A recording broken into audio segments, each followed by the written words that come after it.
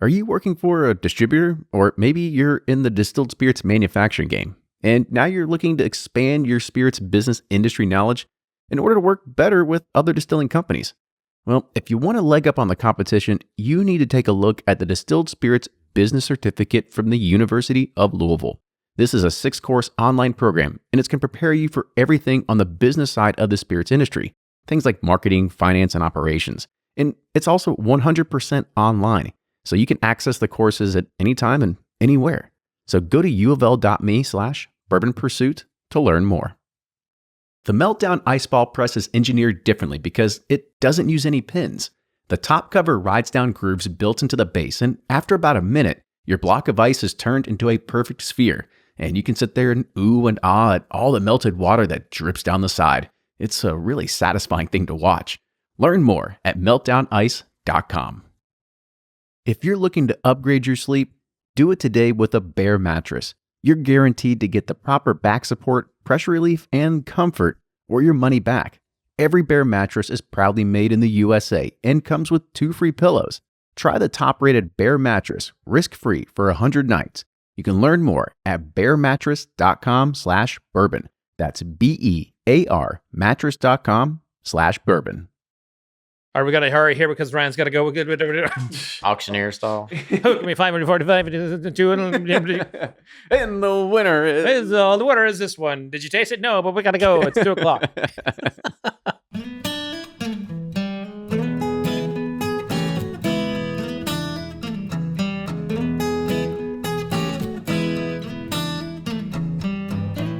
This is episode 292 of Bourbon Pursuit, the podcast featuring news, reviews, and interviews with people making the bourbon whiskey industry happen. I'm one of your hosts, Kenny Coleman, and before we start today's podcast with a new riff bracket challenge, here's your weekly bourbon news update. Uber announced last Tuesday that it will be acquiring the alcohol service Drizzly for $1.1 billion in stock and cash. We had Corey Rellis, the CEO of Drizzly, back on episode 248. And following the completion of the transaction, Drizzly's marketplace will be integrated with the Uber Eats app, and the company will keep the standalone Drizzly app as well. Now, wouldn't it be cool if you could have a guided tasting of Wild Turkey done by the Russell family whenever you wanted? Well, now you can with Alexa and Google Assistant. Master distillers Jimmy and Eddie Russell, along with Bruce, who you've heard on the podcast before, personally lent their voices to guide consumers using the skill. Listeners can also hear from Matthew McConaughey. You'll be led through 5 Wild Turkey expressions: 101, 101 Rye, Rare Breed, Long Branch, and Kentucky Spirit. So whether you want to learn the basics of whiskey or just refine your palate, say to Alexa, enable Wild Turkey tasting, or hey Google, talk to Wild Turkey tasting, and you'll be virtually transported to the Wild Turkey Distillery. Bourbon Women are celebrating their 10-year anniversary with a Toast to the 10th. Join Peggy No Stevens, Maggie Kimbrell, Fred Minnick, and many others for 2 full days of live streaming that will start taking place on February 25th and 26th, and it's only for $10. There will be sessions from Breckenridge Distillery, Catoctin Creek, Hotel Tango, MGP, Garrison Brothers, 3 Chord, Widow Jane, and many others. Get tickets by going to the events page at bourbonwomen.org. I've always said that if you barrel age any type of food, I'll probably eat it. But if you add it to ice cream, you may as well expect me to eat an entire gallon. Whistle Pig is partnering with Ben & Jerry's for a new flavor called Whiskey Biz, and this flavor features whiskey caramel swirls and a brown butter bourbon ice cream base. The ice cream also arrives loaded with blonde brownie chunks and topped with white chocolatey ganache and white fudge pieces. The caramel is made with Whistle Pig's 6-year-old piggyback rye. The pint is available now at stores nationwide for around $5. Now moving on to bourbon release news. Double Eagle Very Rare is one of those bottles that 99% of us will never get a chance to try. Heck, maybe even never see in person. But this year, it's moving from 90 proof to 101 proof, which is also shared with its brethren, Eagle Rare 17. Double Eagle Very Rare will hold a 20-year age statement. It comes in a crystal decanter and a silver display case. There will only be 199 bottles available and has a retail price of $2,000. The Louisville Bourbon Transit Company is releasing its 4th batch of Bedtime Bourbon.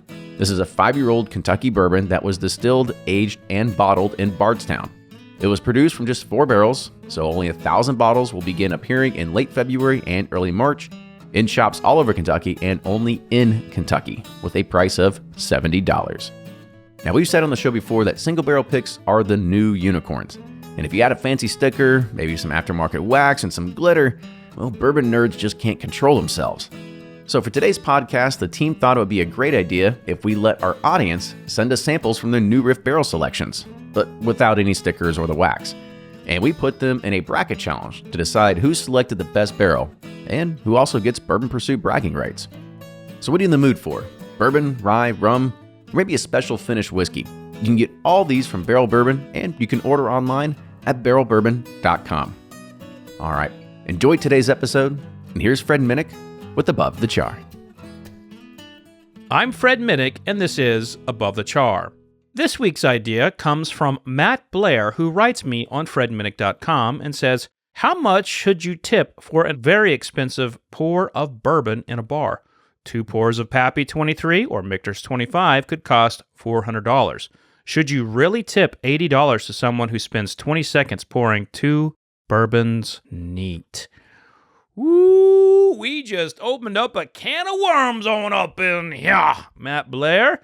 Matt Blair sounded like he may not want to be tipping there. So I'm going to tell you right now, I believe in tipping. In fact, especially during the pandemic, I've been tipping 40%. Whether it's pickup, whether I'm in-room dining, whether I'm just having a drink at a bar. I personally have been tipping 40% or more. Why? Because right now, especially in a pandemic, these servers, these people who own restaurants, these people who are serving us food, bringing us cocktails and drinks, they are really, every day could be their last day at that particular bar or restaurant because margins are so tight.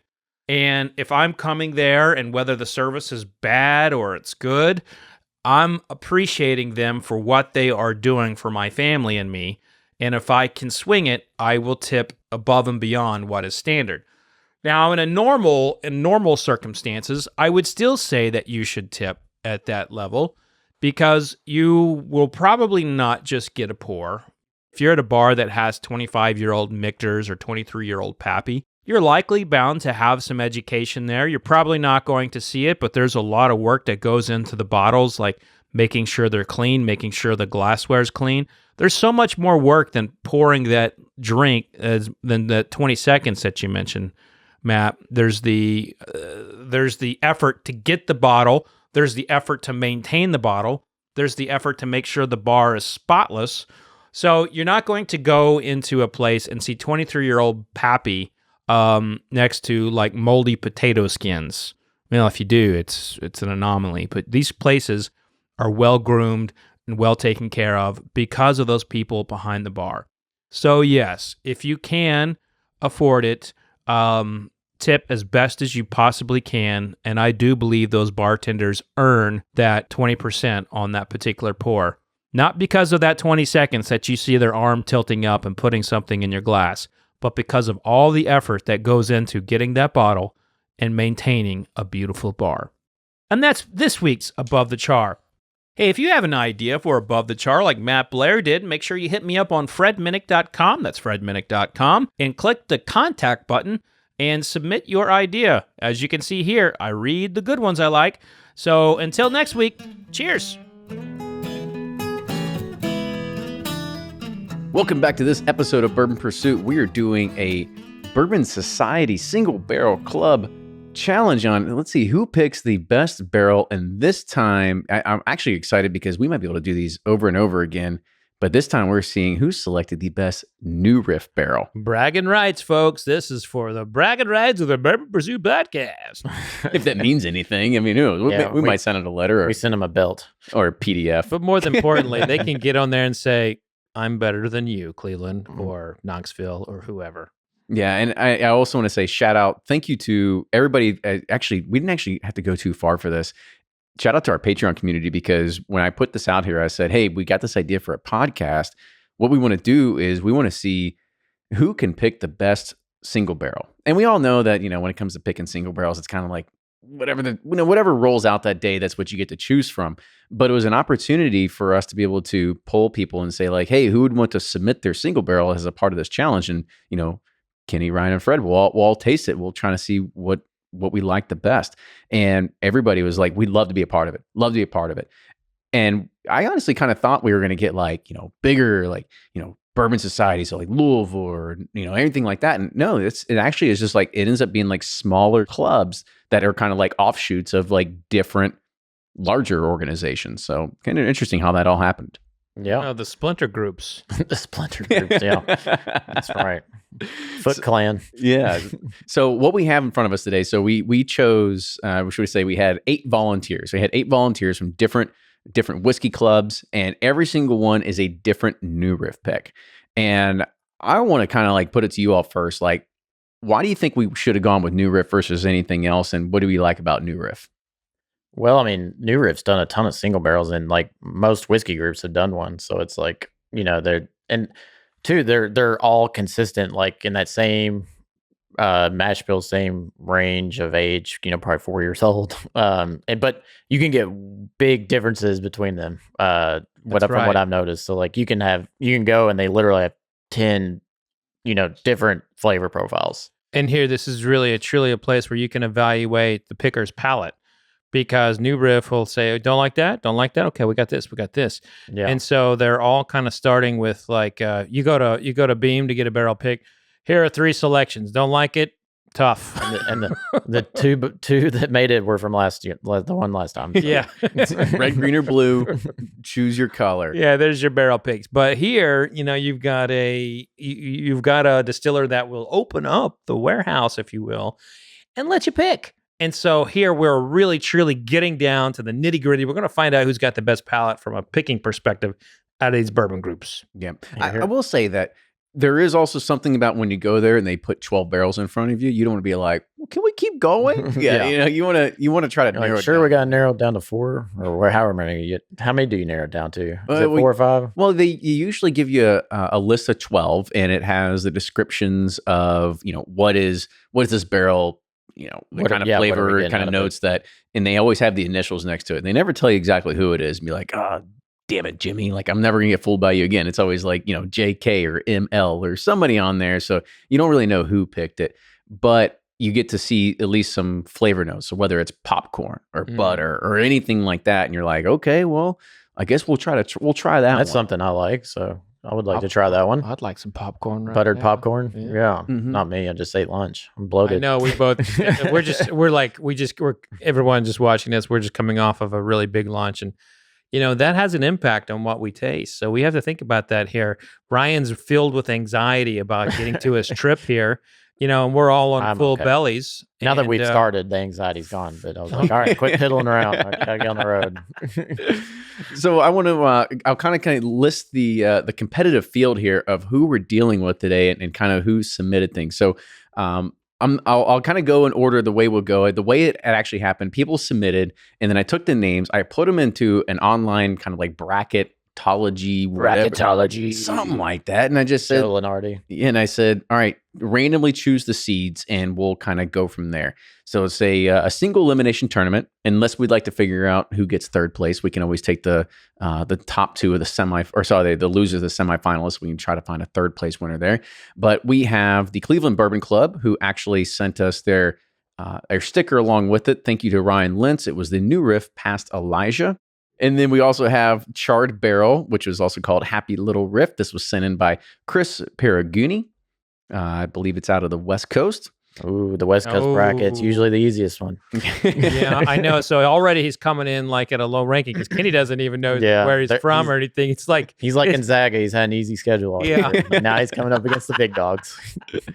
And then next we got the Knoxville Beer and Brown Water Society, and this one they're in the heart of SEC country. They got a tough schedule. Well, in Knoxville too, we've learned that that's like the number one bourbon market according to Drizzly. They're selling more delivery orders than any other district in the country right now. Wow. So something's going on there in Knoxville where they all need a drink. Wow. And that was sent by Jimmy Tucker. Oh, and then, that sounds like a coach name too. It does. Jimmy Tucker with his own defense. Yep. He's going to do it. Ball line defense. And then we got the Sacred Sippers from Mike Utech that sent another barrel in for us. Really hot on the name, but yeah, it sounds like a little too much flat. Yeah, they're a mid-major. They can do some big things, though, here in the big boys. They got a 3-point shot in them. Yep. All right. And then we have the Brown Bunker Coalition sent in from Dirk Galan. Right Pat Whiskey Club from Andy Hostetter.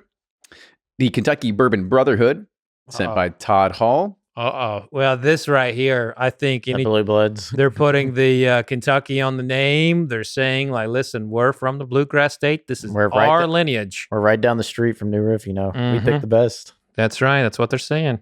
And then the Great Lakes Whiskey Club sent in by Mike Shute. They focus a lot on half-court defense in the Great Lakes. So it'll be interesting to see if they pair well. Yeah, they really like to slow down their competition. They do. They don't like it to speed up. They're like Virginia. Mm-hmm. I was using like a Fab Five in their joke somewhere too. Yeah. Oh yeah, it's true. They are in the Great Lakes. So they probably bribe to get the best barrel. It's like, well, it's a Great Lakes show off because you got Cleveland, is right there on one of those lakes. These are, if you want to put it that would be the number 1 and number 2 seed because, it's Cleveland at the top and then you got Great Lakes at the bottom. So we'll see if they see each other in the finals. Yeah, this could be interesting. We'll see how they do. So with the first bracket, let's go ahead and kick this off. So we've got the Cleveland Bourbon Club, which is going to be our first one on the left. This is, again, the New Riff past Elijah. They had sent the sticker in, Ryan, if you want to kind of hold that up if anybody wants to look at it. It is a picture of a horse race, and they have the New Riff horse that's actually passing the Elijah Craigpick horse. And this is because it actually started off because they were supposed to be doing Elijah Craigpick, but because of COVID happened, they didn't do it. But instead, they did a New Riff pick. So just to be clear, Cleveland's number 2 in the glass, right? No, number 1 on the left. On the left. Okay. And then this is going paired head to head against Charred Barrel. And this is the barrel that was called Happy Little Riff. And then so what we're going to be doing is, again, going head to head with these two. And this is kind of a single elimination tournament here and kind of figuring out which one do we like the best out of each of these. So, well, noses are actually kind of similar. Yeah, they are. They're very similar. You know what I love about New Riff is just the subtle, just the caramel, just like it's not like punchy in your face spice or anything like that. That's good. You know what? Just that little bit of whiskey really makes the belly feel better after that big ass friggin' barbecue sandwich. It's like an espresso. Settles everything down. It really is. I mean, this is what we should be doing all the time, folks. Mm-hmm. Well, I got my winner, and I will say this is a close one. This is coming down to a buzzer beater. This is these are two teams that really fought hard, and it came down into the trenches of like, do you like wood? Yeah, I feel like what was the first group? Sorry. That not Cleveland. That is going to be Charred Barrel. Charred Barrel. Well, it tastes like a charred barrel. Yeah, it really does. Yeah, it really does taste like a charred barrel with an undercut of like some sweetness, like a honey or a caramel. It's really good, but man, the finesse and delicacy of the Cleveland one. Yeah, Cleveland is to me is like it's got the dribble, it's got crossover, it's got the crossover. And they've got the assistant coach that's about to be plucked by the NBA for something, and they can strategize. Brad Stevens. Yeah, I think. I mean, this was. I think you're all right. I went back for a third time here, and I believe that the Cleveland one just has a little more depth, a little more viscosity to it.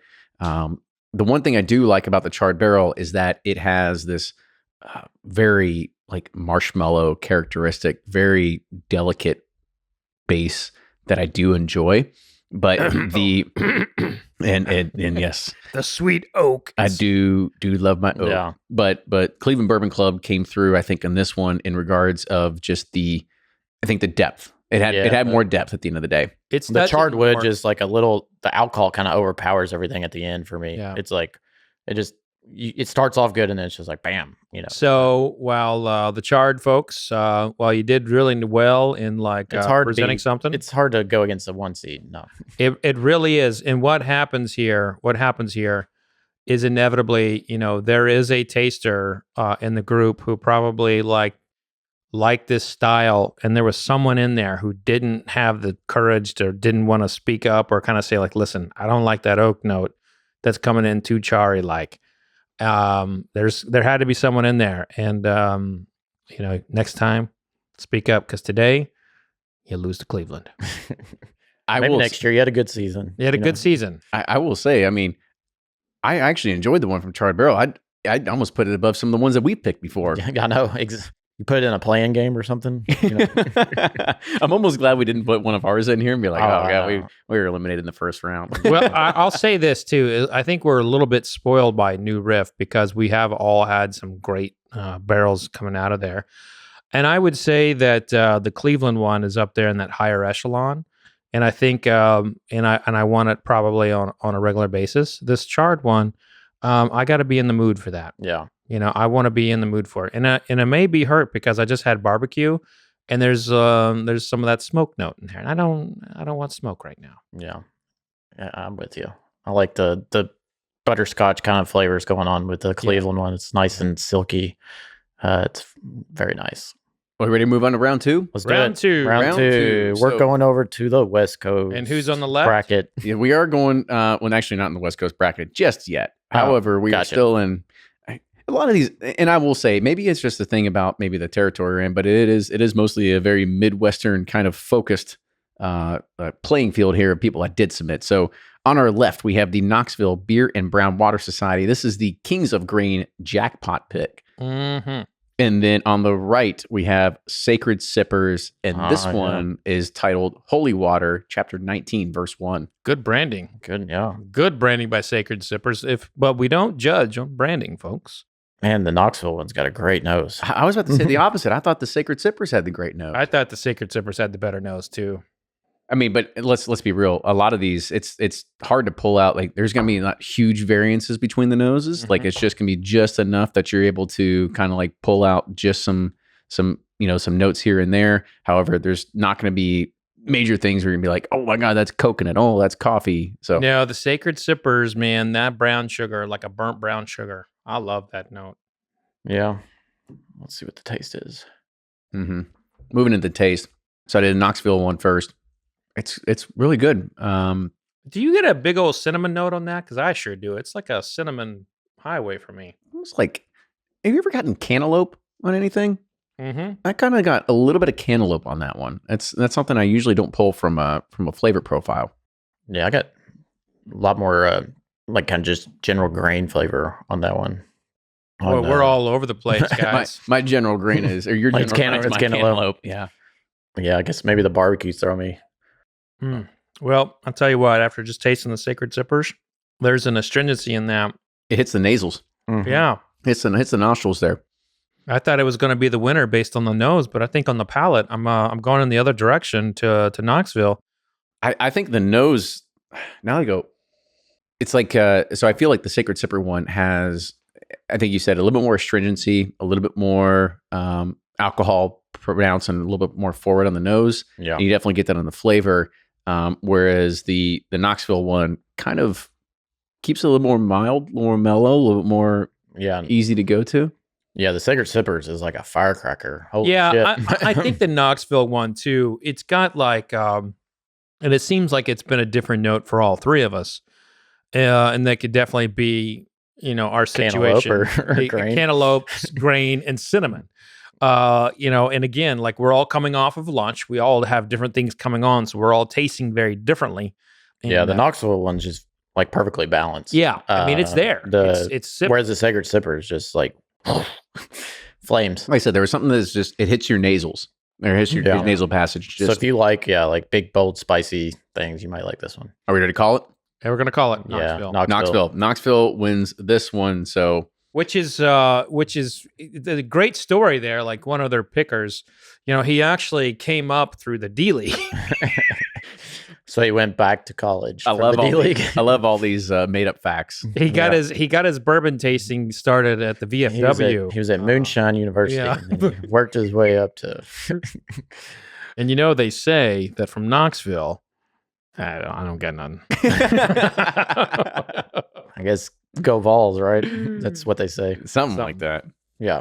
All right. All right, bracket number 3, round 3 here. So on the left, we have the Brown Bunker Coalition, and this is the Colin bottle. So just to give a little bit of background into the Colin bottle, let me see if I can find it real quick. Here it is. So the Colin bottle here, this was named after it was celebrated because of the birth of the member of Jake Young's son, Colin Edward Young, and that's what it was named after. So that's what we have right there. Here we go. We have a backstory coming in with the barrel pick, trying to win over our heartstrings. Yep. Gotta say, it's working. And then so we got the other side of the Right Pat Whiskey Club that doesn't have a name, submitted with no name, no sticker, no anything. So they're like, we're about our whiskey, not our story. Yep. Exactly. So we've got two hard contenders right here going up for the next round. Fortunately for us, none of us are impacted by backstories, but I think that's cute. I think it's great when someone has a connection to like a new one. I mean, I think that's half the reason why single barrels have blown up and been such a craze and phenomenon over the past few years is because everything comes with a backstory. I mean, if it was... What's the kid's name it's named after? Colin. And Man, Colin, man, he must smell like a caramel and both of them are caramel bombs. Good, like Lord Almighty. Yeah. Both of them, yeah. Hey, so can we say? I don't know if I want to like eliminate one of these based off. I know both of the noses are very similar. I think that's the hardest part of like we didn't put seeds to it, right? I mean, it's just all blind going into that, but. As I was kind of hinting at a little bit earlier, is that the way that this has kind of all come around with single barrels that people put stories behind it is because if you would go into a liquor store and you would see a bottle hanging, a shelf, and you'd see a neck tag on it, and it just said like, picked by, Jeremy and James or whoever it is, that didn't really have a story to it. And I think that's kind of like maybe where the sticker phenomenon came from, is because now everything has a story. Everything has some it's funny. We bitch about the story, but we all need the damn story. Mm-hmm. What the hell's wrong with us? We bitch about stickers, but then we're like, everything needs good marketing behind it. We're a strange breed, us whiskey people. I'll tell you what, I have not tasted the second one, but the Colin one is friggin' phenomenal. Yeah. And I am telling you that, it is. It's got dried fruits, caramel. So good. Yeah, it's got a lot of good things. It's coming up on the tongue like butter, just dripping on down and tickling. The old buttery tickler. Oh gosh, we're gonna put you in the marketing meeting soon. Yeah. Like, we need a new brand name. Never mind, Ryan. Go back to your corner. Go back to the blending. butter. And listen, there's nothing wrong with the buttery tickler. I guess not. What are you putting a reference to, Kenny? I was about to say, what are we selling? Because that's the biggest question here. Moving on. Yeah. I mean, I think, man, both of these out of the gate, these are very, very good noses on both of them. This is like that, that whatever game it is, it's like, oh my God, an 8-9 or something where both are like really good, but you just hate to see one of them go. I would say, like, you hate them getting paired. It's like a Stanford versus like a, I want to say UCLA, maybe modern UCLA, not old school UCLA, but something like that. I'd say this is a Sweet 16 matchup. Right. Yeah. I mean, they're meeting a little too early in the round is what I'm trying to say. This is when Louisville and Kentucky played. Right. Yes. Remember that? Yep. In the Sweet 16. Yeah. This is, these are two juggernaut of picks. So kudos to both clubs here. Yeah. We're really going to have to talk to the committee about seeding. Yeah. I mean, there is no loser in this taste off. Yeah. You're going pro. You got good palates in your club. Yep. This is going to be a tough one to even try to like figure out which one's going to be able to pull ahead here, because I think so. If I talk about the Colin bottle real quick, it's got the delicate flavors. It's got the caramel. It's got the vanilla. I mean, it's just the all the solid flavors you probably want to pick out of it. A little bit of toasted marshmallow and stuff like that. Versus where I think the Right Pat has a little bit more spice. Maybe I'm wrong. Yeah, and I get a lot more like the raisins, dried fruit on the... And the right one, too, has also got that oak note. And this is where we come with our preference. Like, to me, I like the nuance of the Colin. I think the oak note is definitely there. Yeah. But on the right guy, what's it called? Right pack? The Right Pat. The Right Pat, to me, like, it is lovely. It has got a caramel note. It's got a lot of that spice that you all mentioned. But to me, that just it's slightly over oaked. Slightly. How can something 4 years old be over oaked? Actually, I think it's pretty easy. Like because the wood, it's still extracting like the virgin. We just went virgin oak, on, didn't we? Oh yeah. And like you're getting some of the greener notes. So like there's two ways to be over oaked. It's too young and it's extracting all the wood. And the other one is it's gotten so deep in the wood and it's so old. It's, there's two ways. So this is like a fresh over oaked, whereas like say Rhetoric 25-year-old is like a rotten fence post oak. So this is fresh oak in comparison. I think I prefer the fresh fence post versus the rotten one. I mean, and I do too. This is actually, it's very good, but again, we have to choose. So you're on the Colin? I'm on the Colin train. All right, what are you on? I am actually going to be on right pat on this one. Me too. I mean, I get what Fred's saying, but there's just, the Colin one is like everything I love about New Riff. This just has something a little extra that keeps me coming back. Mm-hmm. I think it has a little more depth, a little more flavor. Yeah. And of course, the oak is kind of what I love. Yep. So yeah, it's that oak's just. Thank God we don't have 4 co-hosts because we'd have to have a battle. So, yeah. But that's the beauty of tasting, right? Is like not everyone. But both of them were excellent. Good job. Yeah, both of them absolutely excellent. Yep. So right pat wins that round. So congratulations to Andy and the crowd. By a nose, by the way. How close were They're going to be watching this round really hard because they're going to want to see who they face off against in the next round. So they're going to be paying attention. And going into the next round, we've got one of the heavy hitters, Ryan, the one that we've tasted before. And this is going to be the Kentucky Bourbon Brotherhood with Ken Riffy Jr. Oh, wow. Yeah, this is the number 1 seed. It is probably, even coming into this, I remember when Todd sent a message, he was like, hey, I want to enter in Ken Riffy. And because Ryan and I, we actually did a kind of like a public tasting because we had, there's a local, we'll say camaraderie / rivalry, animosity, whatever it is, and through 2 local groups. And so we had one that had come out with Ken Riffy Jr. and it's a fantastic pick. We've had it before. And then somebody came out with what was called the Riffy Killer. And they wanted us to taste it live, blind, and we did, and we chose Riffy. Yep. So not Riffy Killer? Not Riffy Killer. No. So we've got that going against the Great Lakes Whiskey Club, and this one is called Riff Ross.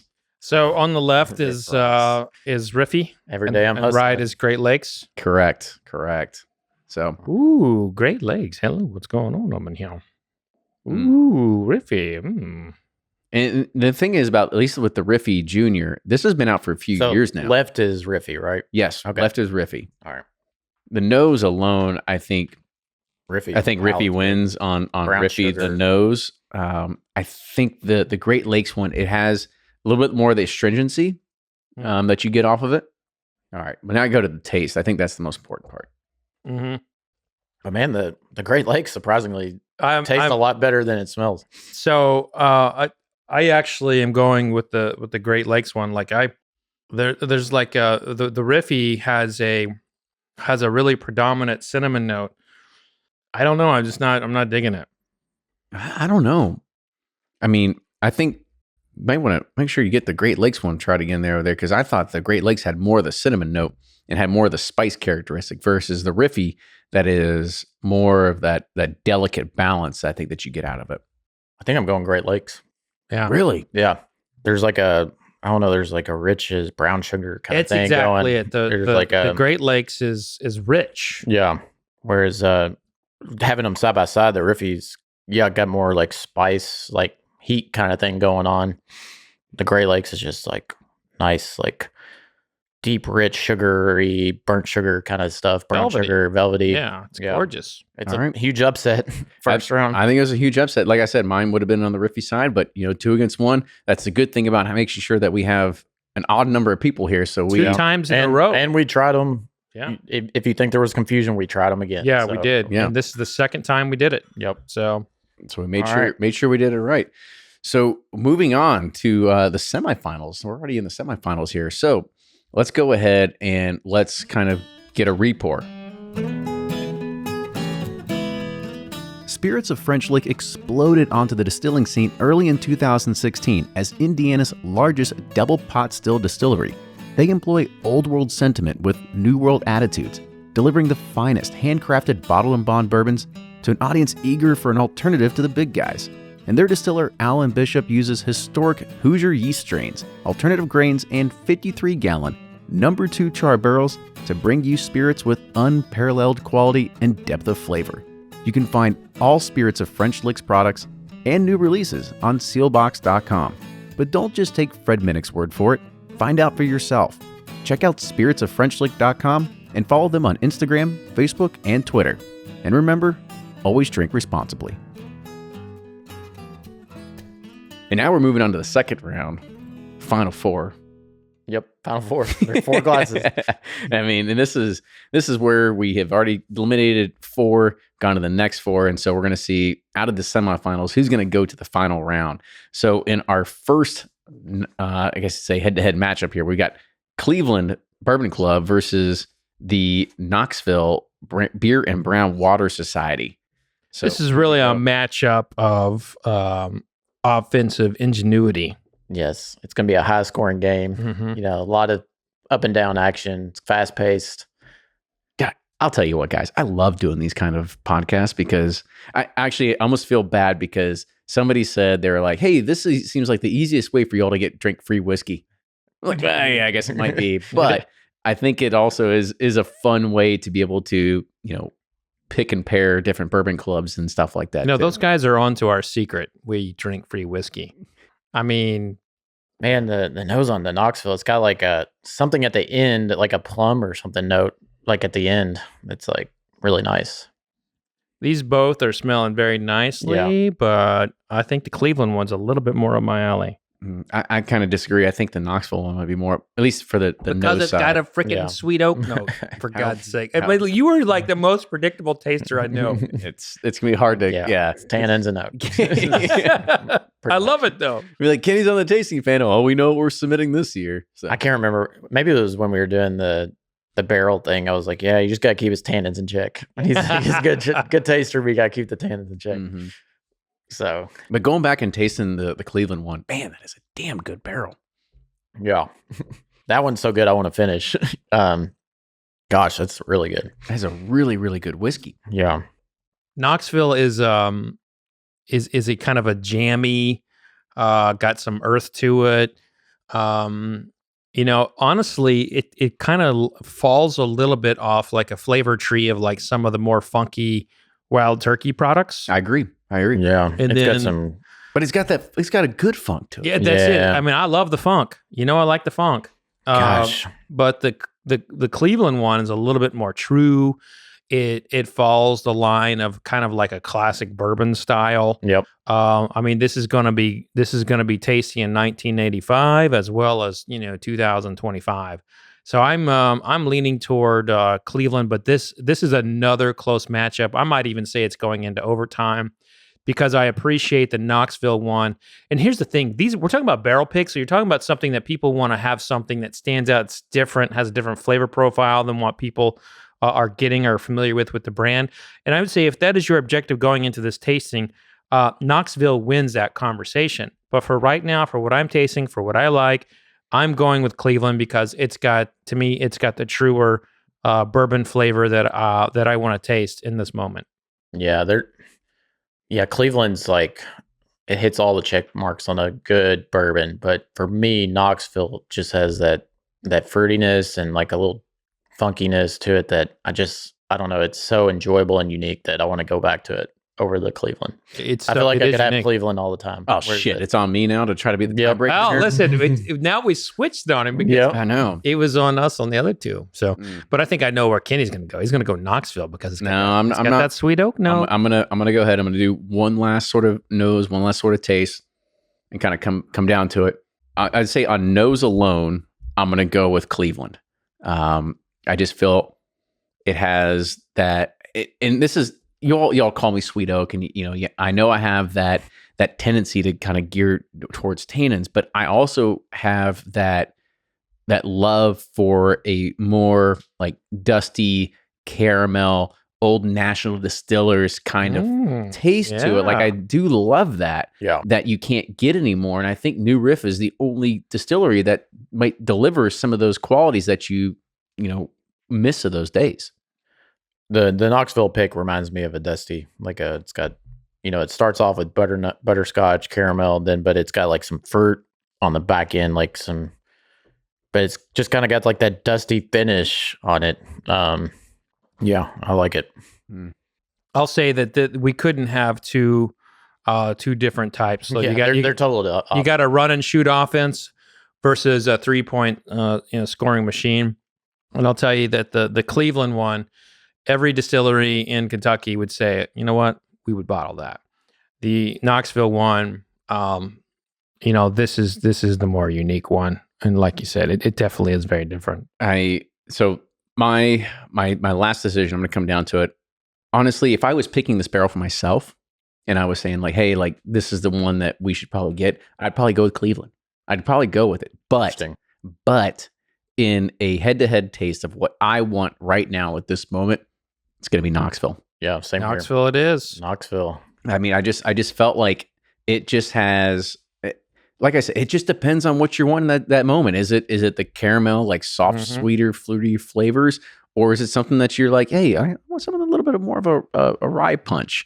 And I think that's what Knoxville delivers in this one. So, but Cleveland should definitely be proud because they that was really good. They picked a great barrel. And if Cleveland was probably paired against something that was, not as unique, it would stand up. But and I dare to say, in a taste tomorrow, you two might pick Cleveland.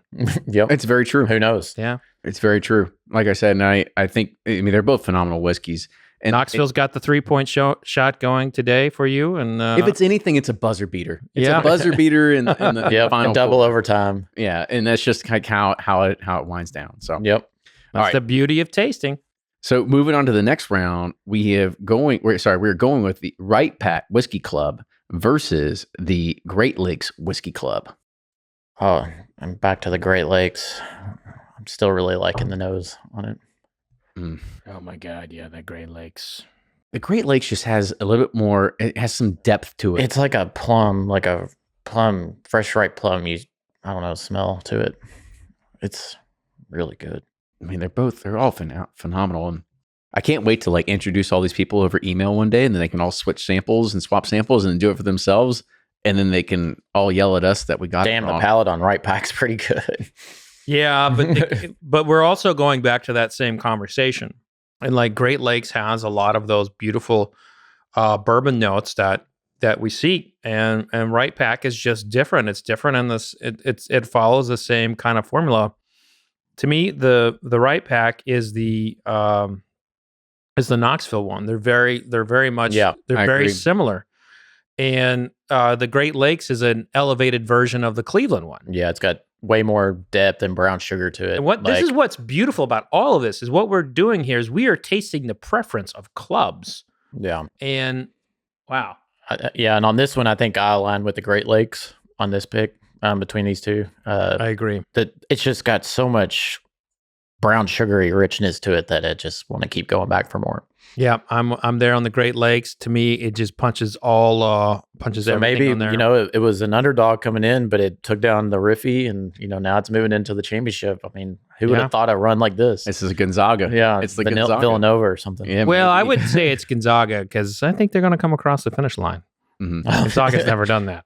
And that's very true. I totally agree. I think that the Great Lakes one, it definitely takes what Cleveland had, but elevates it just a little bit, but not so much. I think that what Right Pat brought to it was almost too much spice. What I love about the Cleveland was that it does have that delicateness, that sort of like caramel, almost like that dusty piece to it.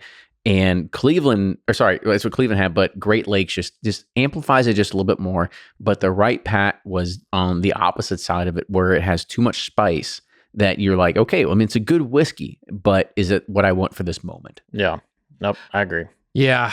And, and I think that you all did right by putting forth Knoxville in the finals, because if we had Cleveland versus Great Lakes, we're basically at the same kind of style. Yeah. And then it wouldn't really be I didn't much even think about that. So it's kind of like chance. We've had we basically have really throughout this tasting have had two styles of new riff. The earthy versus kind of like the caramelly. And the differentiator between like what we have picked throughout has actually been the oak note. I don't know if you've been keeping track of this, and sometimes you like the oak and sometimes you don't. Yeah, it's off-putting. Yep. This is a beautiful study of whiskey. Absolutely. And here we are in the championship. And so now moving into the finals. The championship. This is Championship round. It's what every club's been working hard in the off season for, just doing. They've been out working their doing blind palates. tastings and I kind of wish like we were in like a stadium, like we could like dim the lights and like have the lights on the floor, and then coming out of the red corner and blah, blah, blah, blah. In the red corner. Yeah, but in one corner, we'll say in one corner, in the left corner. yeah, in one corner we have got the Knoxville Beer and Brown Water Society. This is the Kings of Grain Jackpot. They've been doing a lot of drinking, according to Drizzly. So then no wonder they made it. That's to the finals. right. See what happens when you put in the work. Good things happen. I know. They've been out there, practicing drinking in that high altitude.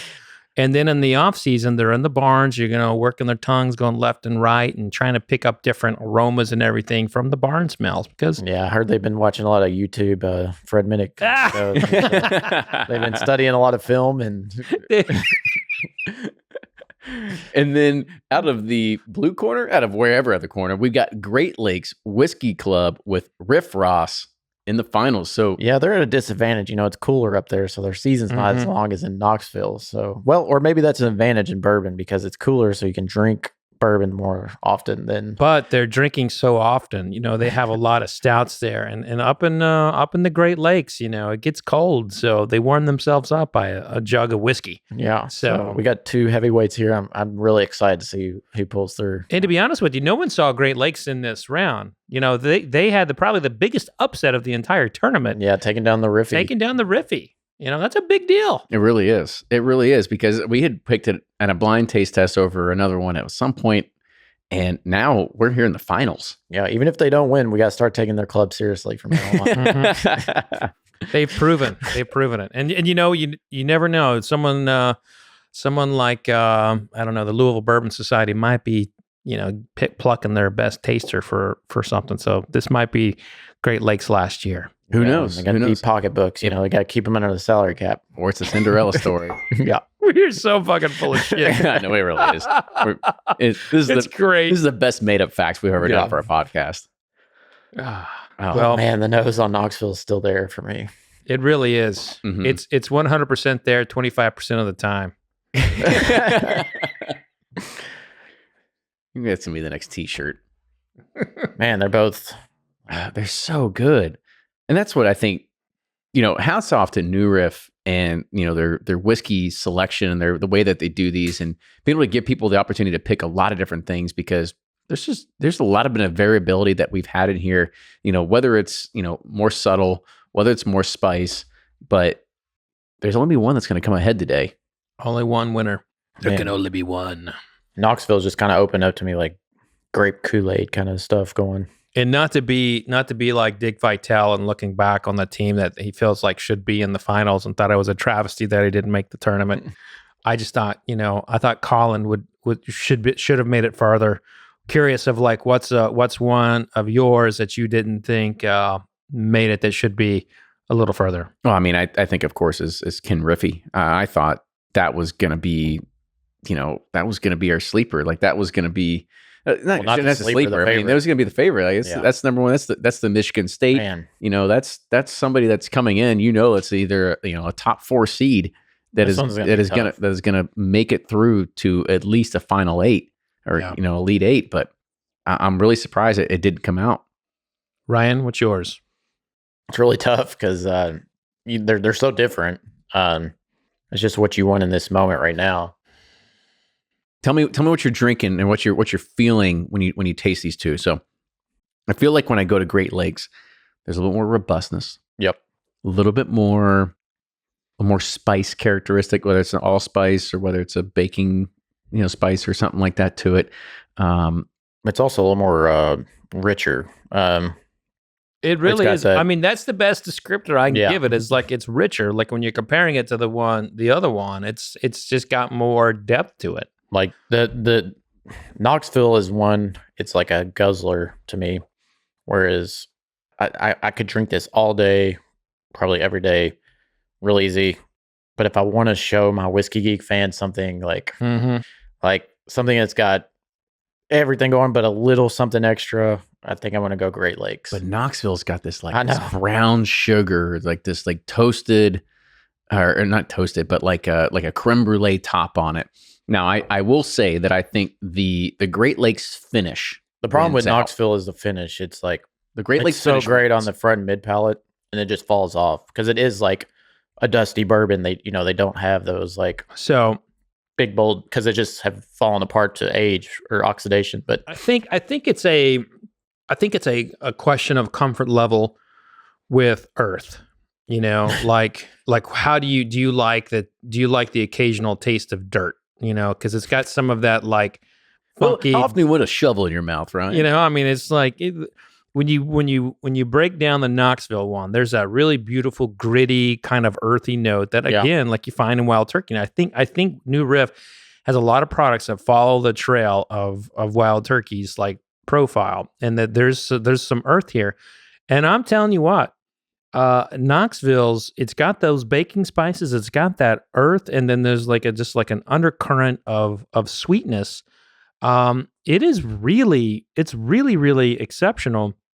And then when you compare it to the Great Lakes is just kind of grabbing your tongue and just dripping on down, and just feels all velvety. And it just stays there. Yeah, I mean, I don't want to pick. These are two great barrel picks that just are fantastic, and this is not an easy decision to make.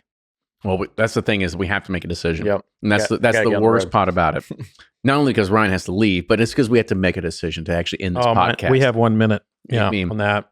And so if it was me, I'm going to go ahead and I'll go first because it seems that I don't want to end up with being the one that has to make the hard decision here. So for me, when I taste these two, I agree that there's great differences.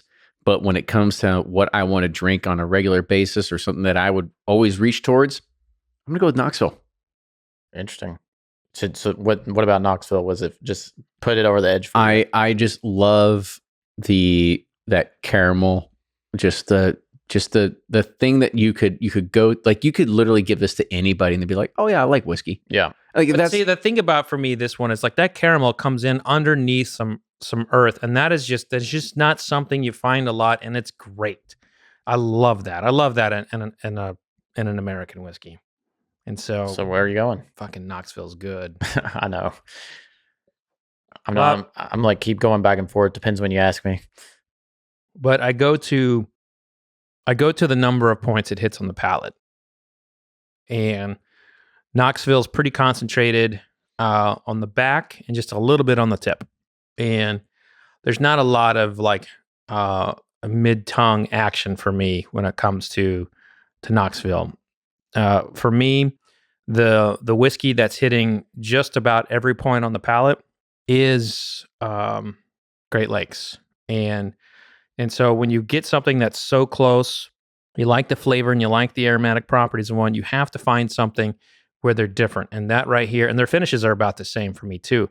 And so like this is where I'm going to go with choosing, is that Great Lakes hits more points of the palate for me.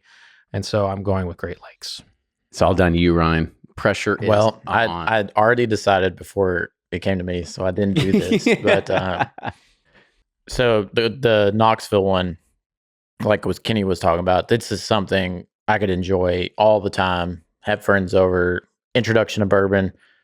This is going to be really good crowd pleaser. But for me, there's just the Great Lakes hits so much for me. There's just dried fruit, there's spice, there's brown sugar. I mean, it's just this richness to it that just coats my mouth. But even the last time I drank this was like 15 seconds ago, and I could still taste it in my mouth. And that's whereas with the Knoxville, it just kind of, it's good there in the moment. That's it. It falls apart. This just stays forever, and I'm going to keep it forever in my championship. There we go. So congratulations to the Great Lakes. But well done, Knoxville, and everyone here. Yeah. And you never answered this, but what was one that got eliminated early that you thought should have kept going? Probably Cleveland. I really liked Cleveland. It was just a very good, it's just a great bourbon. I mean, that's a great pick. It was just like all around good. A lot of the other ones were good, but I was surprised how Riffy to me was probably one of the, not the last, but I just thought it was towards the end of the pack after you tasted all these other ones. Yeah, Riffy, they didn't get a good night's sleep or something like that. You know, they were out partying. They were out partying last night. They missed curfew on They the didn't round show up. one. Didn't eat enough pasta before they had to go out to play the game. Exactly.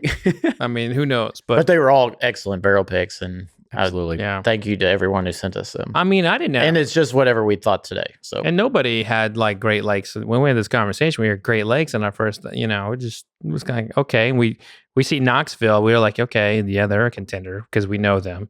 And Cleveland, we're like, oh yeah, we know those guys, you know. So kudos to Great Lakes, man. This was I would say like a pretty epic upset in the grand scheme of bourbon tournaments. a great season for everyone. Hopefully you all can take this and put it into next year and we can do this again. I say we go ahead and we'll roll with this and make this a regular thing. I think we had fun. Hopefully you listeners had fun and actually figuring out exactly what we like and what you could go out there and And if y'all want to do it with this other brands, we're up for it. hey, we're in. We're totally. Listen, we will taste your whiskey for free. No problem. Absolutely. We're here for you, America. Yep. We've got enough Glencairns to make it work. By God. How about it? So with that, I want to say thank you all for tuning in this afternoon or evening or morning, wherever you are. Maybe you're on your run, maybe you're on your drive home, whatever it is. But thank you for listening to Bourbon Pursuit. Make sure you catch us on all the social medias, Facebook, Twitter, Instagram, TikTok. Make sure you follow us on patreon.com/Bourbon Pursuit. And if you always want to submit ideas or other cool ideas, send us an email, team@bourbonpursuit.com. And always leave us a review if you can as well. Boom. Yep. With that, cheers everybody. And we will see you all next week. That was fun. Cheers. Toodles.